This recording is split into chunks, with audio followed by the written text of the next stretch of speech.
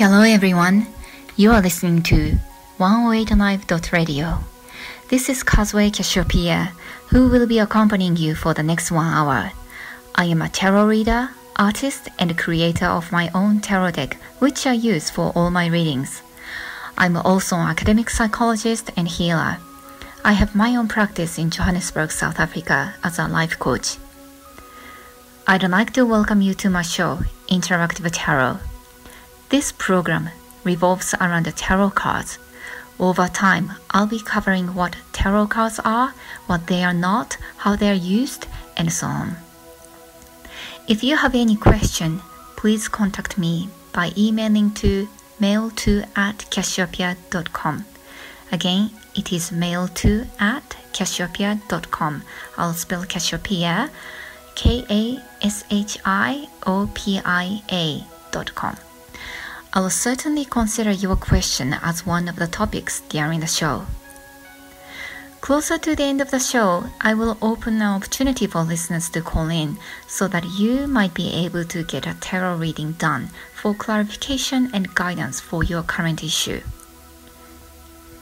Interactive Tarot will be aired every Friday from 11 a.m. to 12 p.m. live here on 108live.radio. Stay tuned in.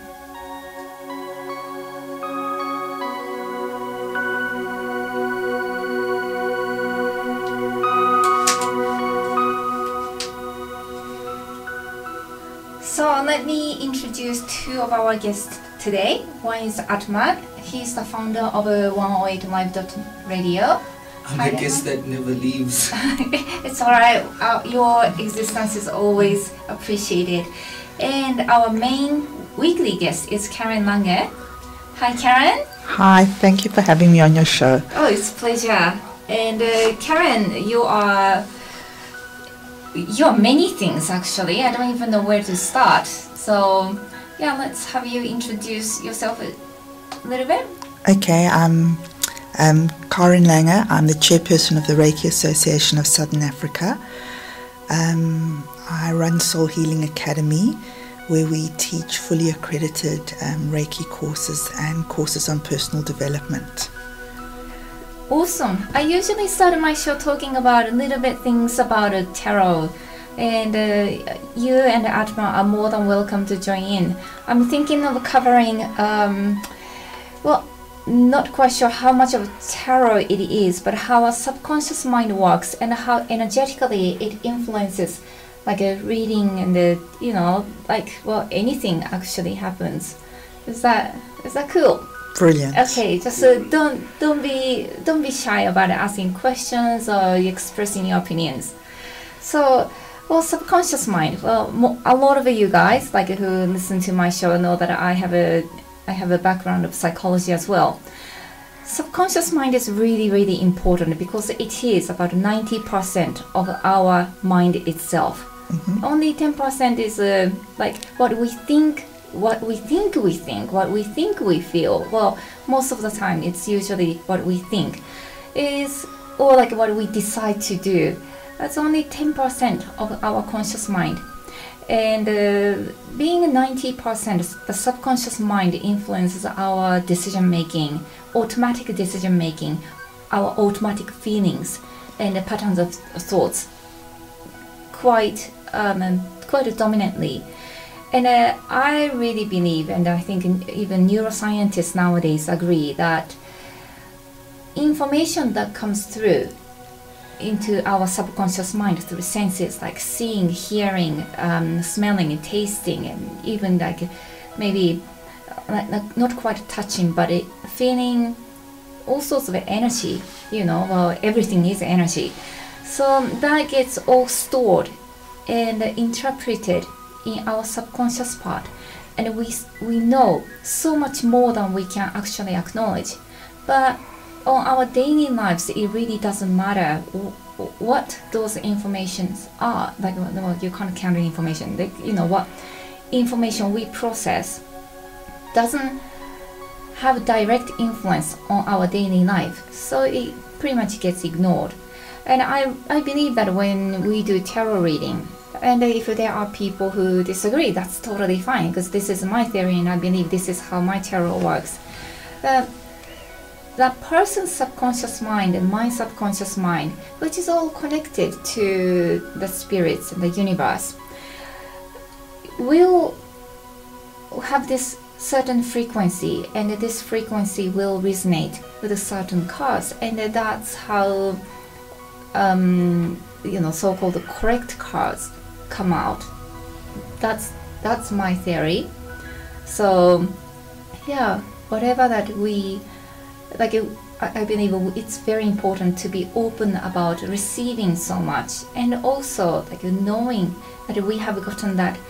I'm not saying it's power. It's not necessarily power, but it's the ability to be able to absorb and transmit so much information. And would you say like energy transference or sharing energy with like conductors or something of that sort? Yeah, like definitely part of it. Yeah, what do you think? I think our thoughts create our reality. I think if we have negative thoughts, we will get a negative reality. Definitely, yes. And it's, subconscious mind, it's from science as well. That if you think about certain things, if you feel a certain way, it's going to resonate.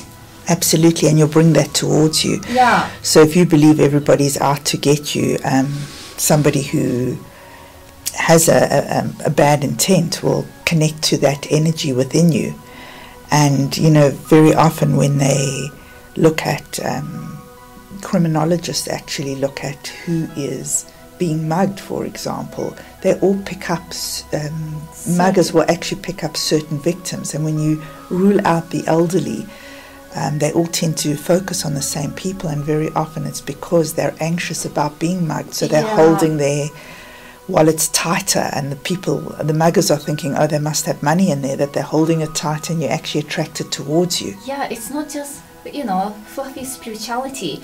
It is science, it's physical, absolutely, it's psychology. And nowadays, quantum physics to neuroscience, the science of the brain, to epigenetics, which is a study of the expression of genes, to psychology, the things are pointing out the same thing.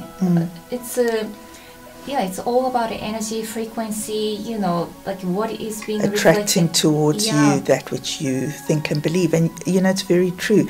If you think you've got a unique car, and as soon as you buy it and you start driving it, you notice everybody has it. It's just where your focus is, that's what you will receive. Yeah.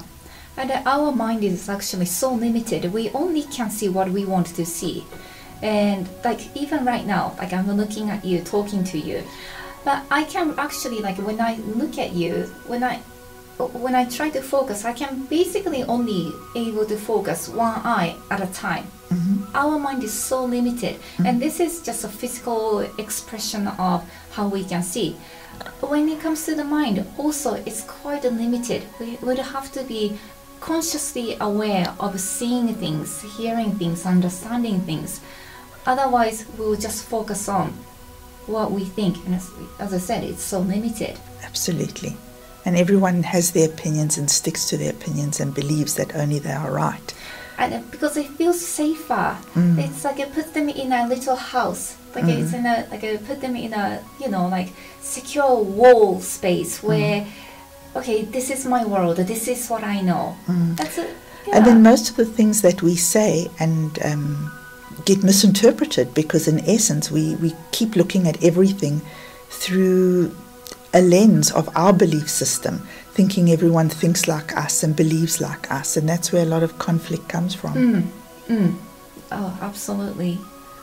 Do you have any experience with things like that within Reiki and teaching school?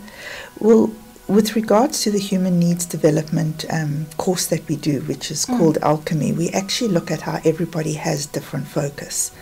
Some people are focused on security, some people are focused on fitting in, some people are focused on spirituality, and how everybody judges your focus through the lens of their focus. Even when they claim to be spiritual. Themselves, absolutely. It's interesting, isn't it? And in essence, Reiki teaches about oneness.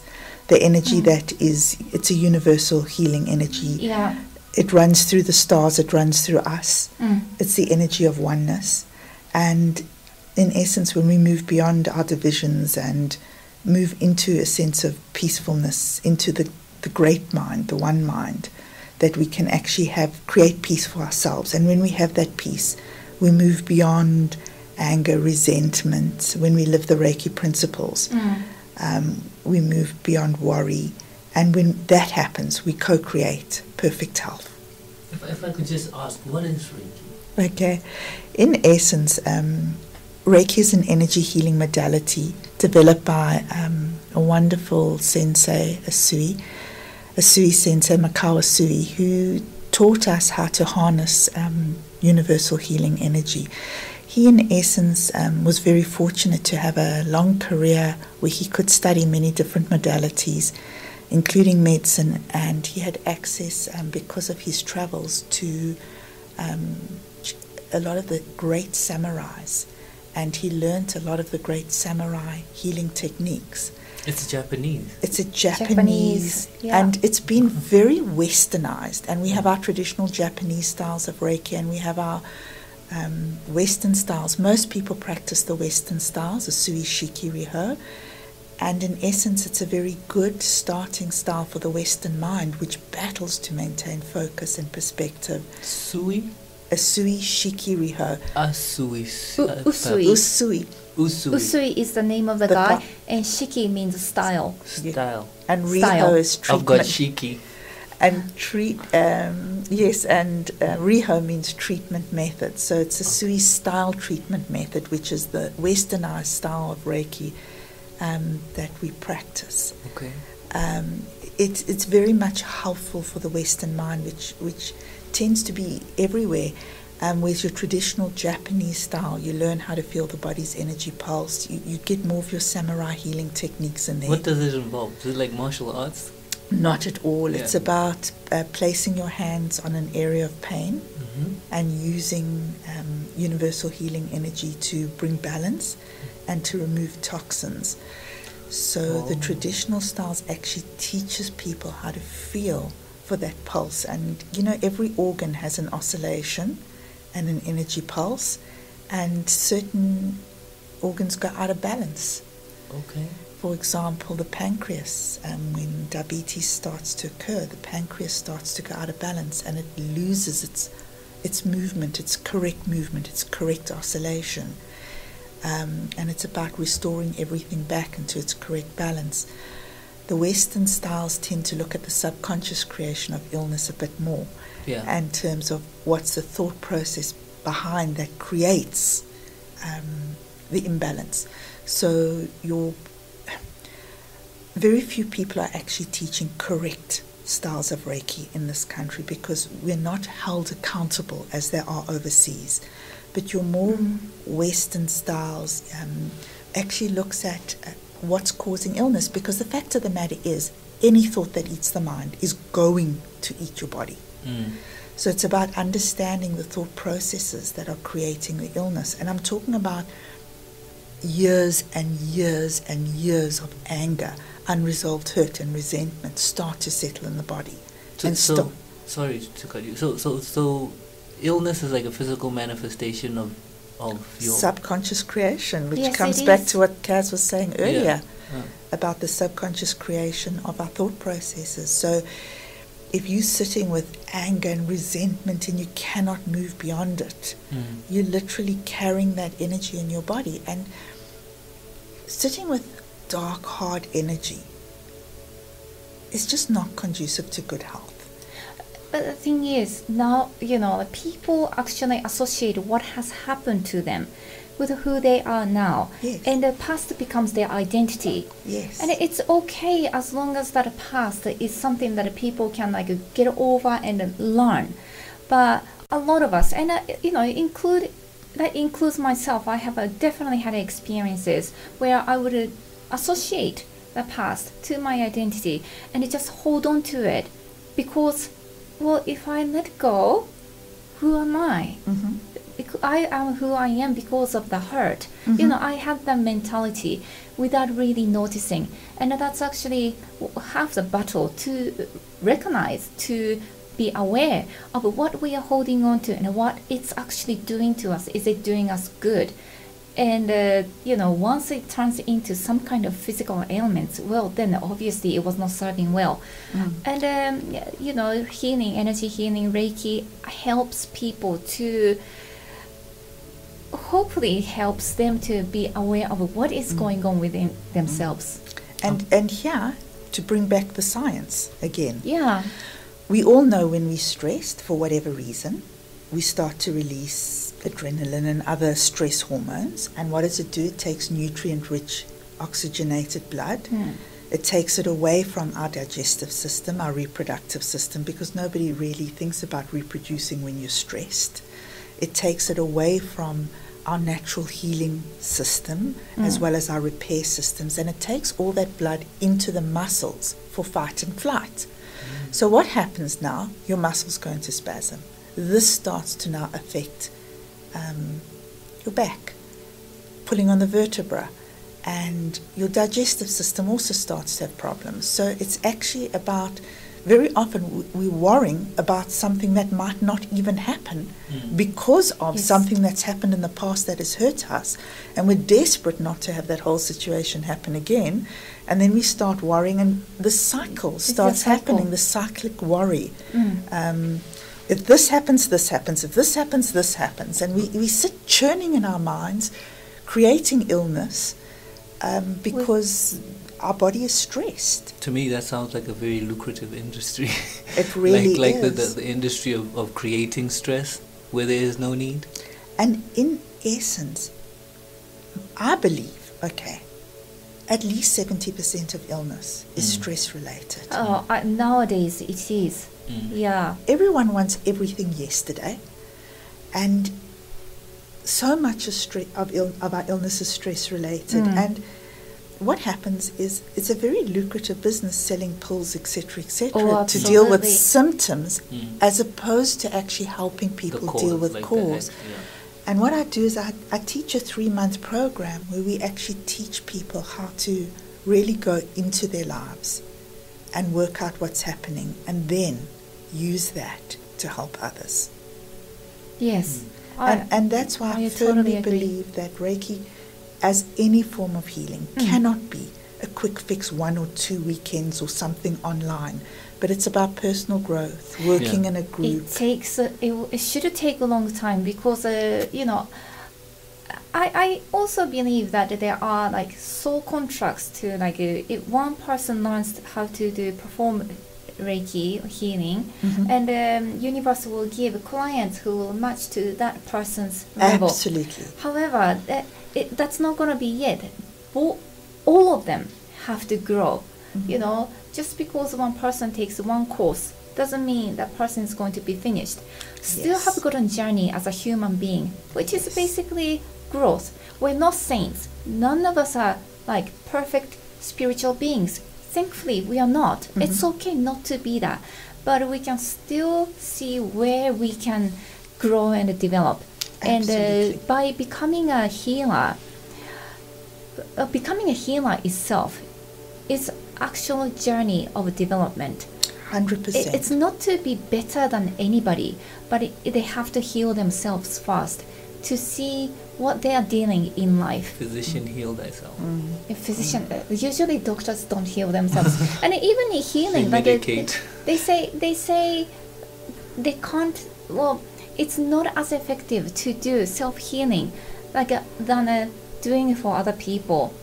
It's more. I believe that skills get developed much quicker when a person has pure heart to contribute to others. Absolutely. You see, when we're doing self-healing, the focus is on self. Sure. But when we focus on another, truly focus from a heart space, not necessarily a head space, we can connect to another on a subconscious soul, global, one soul level. And at that point, we are better people. I was actually reading something which was very true. It said having a special needs child, it doesn't take a special person to have a special needs child. A special needs child will turn you into a special person. I can see. And when you give from your heart and you live in a heart space at all times, and you want the welfare of others, because that is your job, to heal others, to have them improve.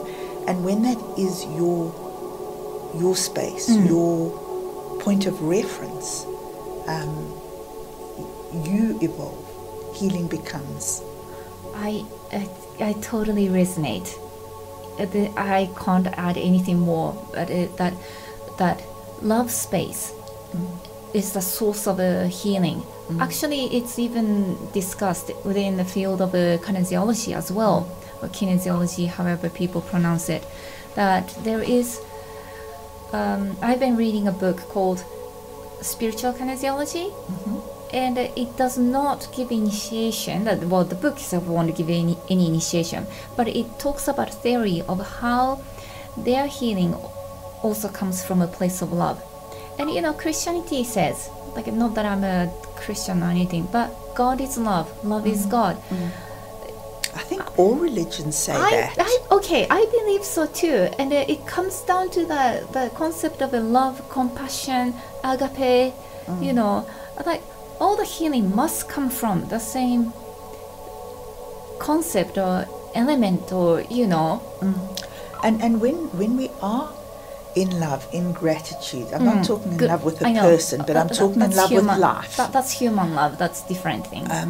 In a place of gratitude, in a place of kindness. Yes. Because gratitude brings peace to the body. And in essence, when you're healing people undergoing chemotherapy, and you sit there and you're just so grateful that your body is healthy, especially when you're healing somebody with chemo younger than you, and you just sit there and say, thank God, I'm healthy. And when you focus on health becomes more. So healing heals the healer as much as it heals the client. I don't have to go through certain illnesses to learn the lesson that comes from those illnesses. So healing others is very often healing yourself. You sit there in a quiet space wondering where to next, but healing others does give a lot more. However, in order to heal others, we need to get to a point within ourselves. Yes, sure. So I'm sorry I'm just really interested in how you came into Reiki. Like, cause I'm stuck on what's the Shin? Asui Shikiri I'm stuck on Asui system of healing. I have to say I'm interested in too, because I am from Japan, and you have taken on something from, like inherited something from my culture, and I got to say, I'm really honored, I think so. It's a long story, and in essence, if we tap into the whole concept of universal consciousness and global consciousness, all our cultures are the same. It's just our egos that separate us. Oh, absolutely. It's like a country doesn't exist, money doesn't exist, government doesn't exist. It exists for our egos. For our egos, and it only exists because we share the same concept. But otherwise, it really doesn't exist. So I'm a maths and science teacher by training. I had no intention of ever going into an esoteric line of work. Really? That's so interesting. But my soul had other options. And, in terms of when I grew up in a very conservative household. We didn't know about psychics were actually seen as people who needed medication. so it was quite a shock when one night I actually, fast asleep, I had a dream, and in my dream I was told a whole lot of information, and everything came exactly as I was told. Everything I saw in the dream. I remember having to stop my car because there was an old man wearing sitting on a white horse, and I had to stop my car to stop myself hitting the horse. And I got out and spoke to the man, and he told me a whole lot of stuff, and he said to me, you need to start healing, and he gave me a whole lot of information, and this would happen and this would happen, and everything he said happened exactly as it happened. And when somebody else turned around and said to me, you need to start healing, and use those exact same words, I just said, okay, where do I learn this? And the rest is basically history. Wow. You know, when you're in flow with your soul's destiny, it sounds such a trite, with what your soul wants you to do. But your path. Yeah. Everything just comes. You know, as a teacher, you don't have money to pay attention, basically. And the money to do the course came. Everything came. When I first started healing people, it was just family and friends. I was quite shocked when people were prepared to pay me. And it just came, and it exploded. And it's just been something where if you listen to the messages of your soul, doors open. Everything happens perfectly. So I think when you resist and you fight it, that's when things don't work. Yeah. Or when you have an idea of what your life should be, as opposed to surrendering to what is and what your soul path is, bearing in mind that we need to understand that we create according to what we believe we deserve and what we need to grow. So very often if your life's not working, it could be because you believe you don't deserve this, or could be so many other things, not necessarily just I'm walking on the wrong path, this isn't what my soul wants. I totally resonate. You know, supposedly I have got initiated into Reiki many years ago, and you and I have had a conversation about this, and I'm not registered practitioner here in South Africa or anywhere, but the healing ability also came to me through a dream as well. That 1 week before I was supposed to get this so-called initiation, there was a figure of like Kuan Yin, like angel, like Japanese Buddhism angel type of figure, a form of a Buddha, came to my mind. This is before I started showing interest in quantum physics and the science of modern energy.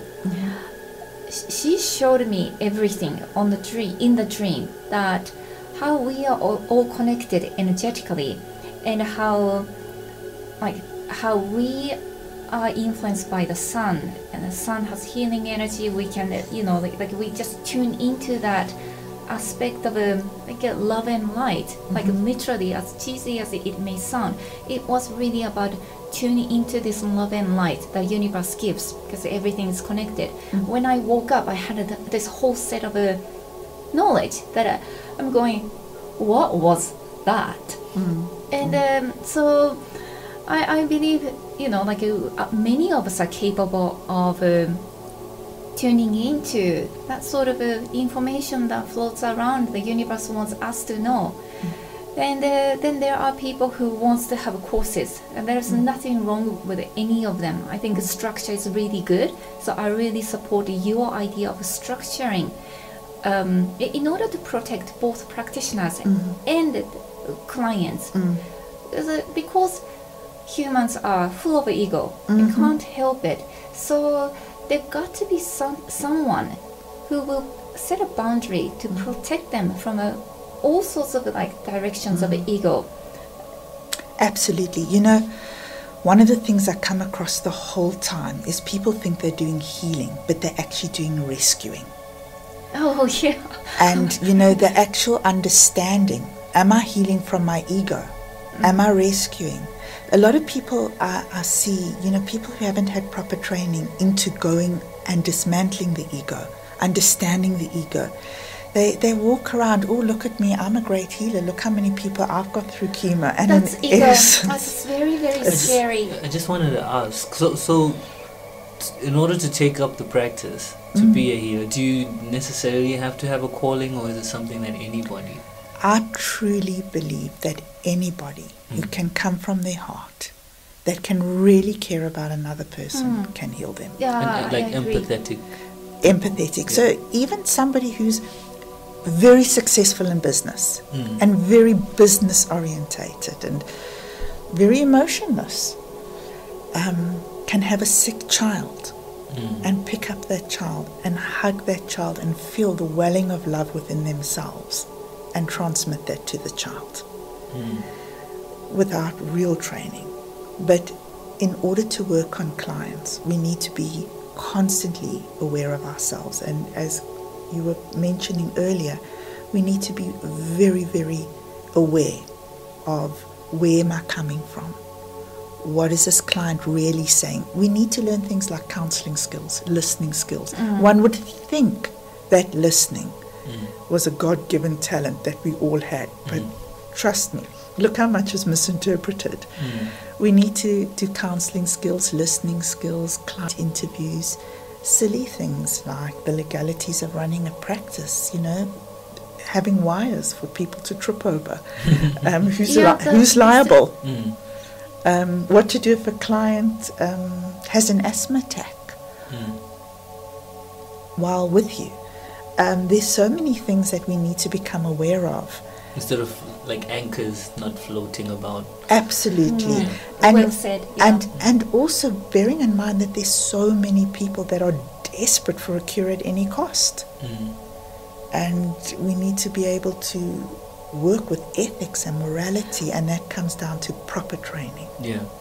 In Japan, as a spiritual as it may be, it's only a little tiny aspect of the country.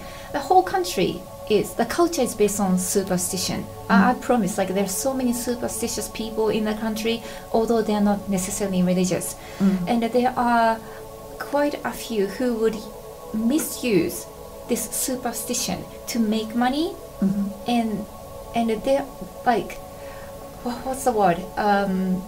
Con artists. Con artists. But in Japan, people are community orientated. They are. Yeah. Environmentally orientated and community orientated. When there's an earthquake in Japan, the whole community helps. Yes. If there was an earthquake here, we'd sit there going, oh gosh, our suburb's fine, it's your suburb. I'm so sorry for you guys, but I'm not helping. I'm really just thinking about that right now. Like how here everybody is so cold.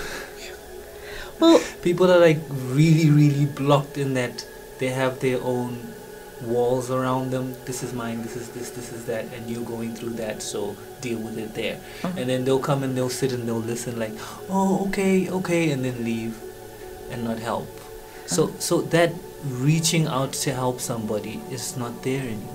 And I think there is even though if you were to talk about in the African sphere, which was Ubuntu, right? Oh, really? It's not there anymore. Really? Yeah. It's like a shell. Yeah. I don't have many friends who are competitive. Thankfully, I obviously attract people who are right to me. But people do talk about how even healers become competitive. Absolutely. You have no ego. idea No, I don't. what I deal with, No. As chairperson of the Reiki Association, I deal with all the complaints, and in all the years it's only ever, I think, been 4 of our members, yet I'm dealing with weekly complaints from untrained people who are not coming from a point of soul and essence and love and compassion, but from ego. And it's a process to take people beyond that, for true healing to take place. But coming back, you will definitely attract towards you the people who will teach you what you need to grow. And you will attract what you emit. And because you emit non-competitiveness, love, compassion, that's what you will attract. I always joke that I get the best students, that all my students are wonderful and amazing, but that's who you attract. But that's what I attract. And yeah, because that's where you resonate, where you resonate or vibrate. And people who come for the wrong reasons, they very often will leave after 1 or 2 lessons, because I talk about healing as responsibility. It's huge responsibility to take on the responsibility of somebody else's process, their transformation, helping them to move in a gentle way beyond their anger, beyond their resentment, beyond their hurt. And a lot of people who just want to heal for a sense of self-worth. When they find out, before you can help anybody understand their hurt and their pain, you need to go deep within your own hurt and your own pain. And I found so many spiritual people, they won't even process their own anger. They sit there going, oh, I'm spiritual. People don't get angry. It's a very big issue in spiritual community that they don't really acknowledge their own darkness. And it's okay to have a darkness, you know. Life is yin and yang. Absolutely, and without darkness there is no light. And the stronger the light is, the darker the darkness can be. So it's very important to embrace both aspects.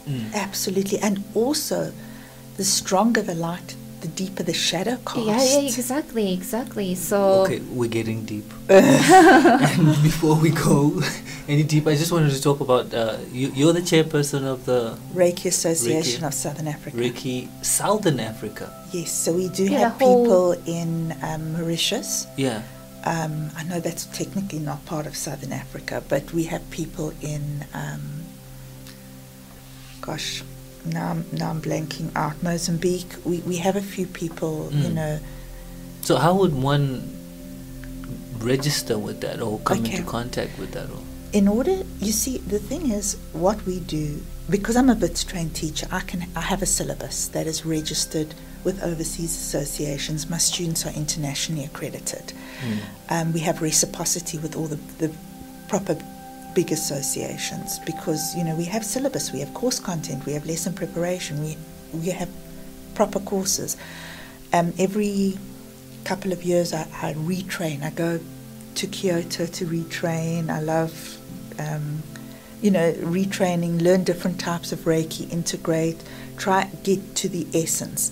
And in terms of, we have a 12-week program, which is our minimum basic starter program. And we tend to only really accept people who've gone through a proper program. A lot of people have done Reiki in 1 or 2 weekends, and they're just not quite up to the standards we require. So anybody who's been through a proper program and has demonstrated competency in class can actually register with the Reiki Association of Southern Africa, because in essence we're a non-profit and we have to deal with our own complaints. So if somebody phones to complain on one of our members, I'm responsible for phoning at my own cost the person, finding out the story, finding out his story, her story, this story, what really happened, and then making sure that it's addressed correctly, and if necessary, speaking to our vice chair, who's a lawyer, wonderful woman by the name of Deborah Stevens, and actually together we try and deal with complaints. And I can gratefully say that we've only had less than a handful in, I think, the 16, 17 years now that we've been actually operational. And I think we've had less than a handful, and yet I have weekly complaints on unregistered people. So it's very important. So, sorry again, these unregistered people, are they charlatans? No, you know what? People are drawn to who they need to be at the time and where they need to be. And a lot of people think they can do some online course. Or and there's a lot of that. There's a lot of that, because there's a lot of people out for quick fix. And I just believe that the people who need that will be drawn there. But unfortunately, a client then goes to that and lands up with a bad experience, being told, oh, you've got chakras unblocked and this is happening and you need to book for 10 sessions, etc., etc., etc., which is what you were speaking earlier about, people using ego. And it's not just Japan. It happens here as well. It's the world. Global. It's the world. Okay. The universe. It's everywhere, and then people have bad experiences and people want their money back, or people pay for upfront for a session, and the session lasts 15 minutes as opposed to an hour and a half, and people then get angry and upset because they've been to sessions with accredited people and they know what's involved. And in terms of being able to help people understand how they've co-created their issues, to move beyond that. And not necessarily all issues are co-created. Sometimes issues are created from a soul perspective. I've helped many people get through chemo, and I can honestly tell you they are different by the time they end. When you've survived chemo, you never wake up and go, oh, kak, it's Monday. You're just so happy that you've got another week to live, another week to love, and another week to have your family and loved ones around you. So very often illness is created by your soul to almost kick you out of autopilot, out of complacency, out of blame. There's a lot of that, eh? Yeah. Like walking around yes. zonked, yes, fixed to the screen of your phone. People even do that while they are driving. That's pretty scary. I know. And, sometimes illness is created by your soul to show you what's important. To wake you up. You up. I had a wonderful client who was literally working 14, 15 hours a day to prove to her father something. And she had a fancy house, and she had phenomenal cars and everything. But she could never give her father that which he didn't have, which was a son, being the fourth daughter. And she wasn't living. Yeah. She wasn't living. And it took a year and a half of chemo and cancer, well, not chemo, but cancer and treatments and recovery to actually show her what was important. And what was so sad is she only realized at 42. And she had no time to have what she really, really wanted, which was a family. Because by the time she actually woke up, when you're working 14, 15 hours a day, it's really hard to date, to meet other people, to connect. And she sort of realized at 42, after she'd gone through a year and a half of hell, and she's happy, she lives, she's cut her work down to 6 hours a day. And it's very addictive because, when you're focused on proving who you are, you tend to work hard and get better and better, and then people want you. Yeah. And then you've created this monster business for yourself where you're working 14 hours a day and feeling... And you can't crack the whip on that. Yeah. It's just the beast. And in essence, it's almost like being destroyed by your own success. And she was at that point. And it's, to sit there and she's recreated her life and she's happy. She goes to yoga. She meditates. She lives. She says, I watch sunsets.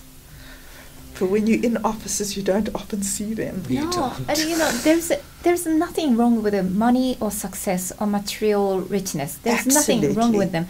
The thing is, it's all about a balance, isn't it? And what have you sacrificed for that? Yeah. And what's sufficient? Yes. And what's excess? What is enough? There is a phrase in Japanese. It's important to know what is enough, and as long as we know, we know what is enough for ourselves, we can be grateful. And without money, we can't maintain our dignity. No, absolutely not. However, money is not going to give life contentment, fulfillment. Absolutely. That comes from within. Yes. And it's, again, a lot of people think if I heal enough people, I'll be happy. But it comes from a sense of self. Yes, and also a self in a self-centered way. And it's also external. They expect the external situation of people giving them. So it has to be filled within first. Absolutely. And then that's where healing energy becomes powerful for other people, because it's based on self-love. It can overflow. The overflowing part will influence others around. Absolutely. And when you're with somebody who's resolved, let's take Nelson Mandela, somebody truly resolved, somebody at peace with himself. You can be healed just by talking to him, just by being in his presence. He doesn't have to touch you and lay his hands on. Having said that, we're all human, and we all have our own problems, and We have to. we get there, and Yeah. and it's about getting to a point where you're at peace with yourself, where you've got self-forgiveness, self-acceptance, self-love. You're healing, not Yes. rescuing. You're not desperate. I need this client to get well to prove I'm a good healer. Maybe this client has a soul contract to die now. And when we can go with the flow, and when we can be at peace, and when we can be support and hold somebody through something awful, knowing that they've got somebody in their corner, that's what true healing is. And it comes from within. It comes from developing the self so you can radiate it out. And in essence, if you go to a good hairdresser and they make you feel wonderful about yourself, that's healing. Yes. Whether they've done it consciously or not. I totally agree. Really beautiful. We're on 108 Live Radio, and could you just introduce yourself again? Oh, sorry. Okay. I'm Karen Lange, Chairperson of the Reiki Association of Southern Africa. Karen Lange. Lange. How would you? Lange. Well, in essence, I found out the hard way. In France, it's Karen Lange. Oh, Lange. Okay. As they were calling me, and I didn't even realize they were calling me because I didn't recognize the surname. And in America, it's Karen Lange. Oh. It's actually Karen Lange. And in Japan, I'm Karen Lange. Colin Lan. And your name is spelled K-A-R-E-N. Aren. And how can people contact you? My website is reikicourses.co.za, or you can find me on reikiassociation.co.za. My cell number is 08285759999. Email Karen@reikiassociation.co.za. And this information will be all shared on YouTube when it gets compiled. Okay, brilliant. So Atma usually shares information of guest contact information on your Instagram. Multitasking tool. I'm on Facebook, Soul Yeah. Healing Academy. My kids say I've got to get onto Instagram. It steals your life. But I waste so much time on Facebook that Already. I think if I had anything more, it would kill me in terms of still having to But deal you with can link everything. You could just focus on one thing and link everything, and then you don't have to worry about it. I know. That's what I do. I've got to get tech savvy. My kids roll their eyes the whole time. I'm due to do a tarot reading for one of the followers. Right. And I have already gotten questions through Facebook, and I have already shuffled the cards and everything. So let me just do a quick reading for a few minutes. He is I think his name is Jaco, Jaco. Is that Jaco. Jaco. It's like Afrikaans. It's an Afrikaans. Okay, Jaco. Okay, so here is the reading result, and you're asking for your financial state and how your career is going to go. Well, I don't really do fortune telling. Like I'm not, cards or myself is not going to be the one to determine your life, but let's say what you can do to make your life, say, easier in a financial and career movement sort of a field. And two cards came up as quite a strong sword cards. One is Prince of Swords, the other one is Seven of Swords. Basically, it is saying, these two cards are saying that you come up with all sorts of arguments and excuses to have a fight within yourself. Your mind fights against each other, you argue against each other within your mind, and sometimes even avoid doing certain things because you say, but we all have that moment, but what's important is that not to have that mind to resist certain things. Very important to go with the flow. Acknowledge your own thoughts as thoughts, but it's important to have a flexible enough mind to say, well, there are other ways of looking at it. And the third card came up as art, which is alchemy, alchemical card, meaning that you can take in opposite factors or what are conflicting from each other and see the balance between them. Like you create what is like insignificant, or what you thought was not much of anything, but it can still be your strength if you take it in and see things from a different perspective.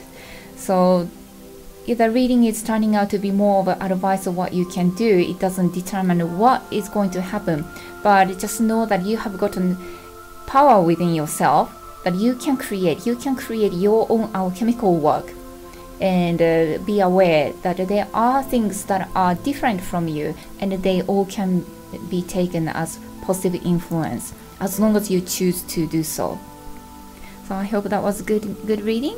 Karen, would you like a quick reading now? I'd love you to do a quick reading. Like it sounds like such fun. Yeah, well, like for yourself or for your business or whatever you feel. Yeah, I trust your instinct. Let's have a you draw a card, and yeah, and has been so good to hear about your school. Not that I didn't know, but like I obviously been so-called initiated, but I don't really know how legitimate it was. Well, even from over 15 years ago, 14 years ago. So I've been definitely interested in doing something structured and proper. And I'm not saying I know you have said to me, energy healing is still just energy healing. So it's not all about structure. It's not about you having power. It's not about you having authority. Nothing like that. But I think it will be good for me to go through the basics from the start, knowing that was a long time ago. Yeah. Look, in terms of anything which propels you onto a spiritual path and propels you along it is legitimate. But in terms of practicing on people, yes, that's where it is. It's not about the power of energy of the Reiki itself. It's about how people can and I'm not blaming them. We're all just humans. How we get carried away by our... But in essence, somebody can be the most brilliant person to talk to. They can help you when you're feeling in a bad space. But if somebody was going through a really serious thing, they would need to see a proper trained psychologist who had actually gone through proper training at a university. As you will definitely get benefit from talking to a friend. Or for sure, because there is actually technique to listening to somebody, listening and also and asking the right questions to actually get the person to. I don't believe anybody can actually do it for us, because very often my situation is different to the psychologist. But the psychologist is trained which questions to ask in order to actually really get to the heart of my issue and help me to find a solution for the problem I'm undergoing at the time. Very often, yes, a hug and a good friend will be enough. But when it's serious, when it's really something really bad has happened, then you need to be with somebody who's trained. And also, well, I'm not happy. I wouldn't be happy for that person if something really bad happens to them. But it gives purpose to us that we can help each other. We all have gotten that. I don't know if power is the right word or not, but we all have an ability to care. Yes. And to want another person, to want somebody we love to feel well. To become a healer means to want everyone, not just the people we love, to be well. Very often people are, us and them, and the people I like, I want them to be well. But healing teaches us to move beyond that, to move into oneness, where we can actually want everyone to be well. Totally. Okay, let's have you draw a card to see what your universal message is.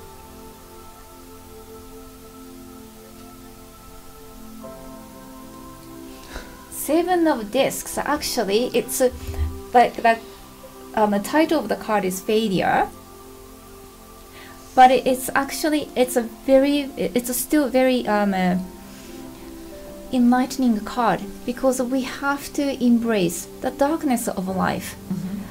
Often failure is more about fear of failure. It's not the failure itself.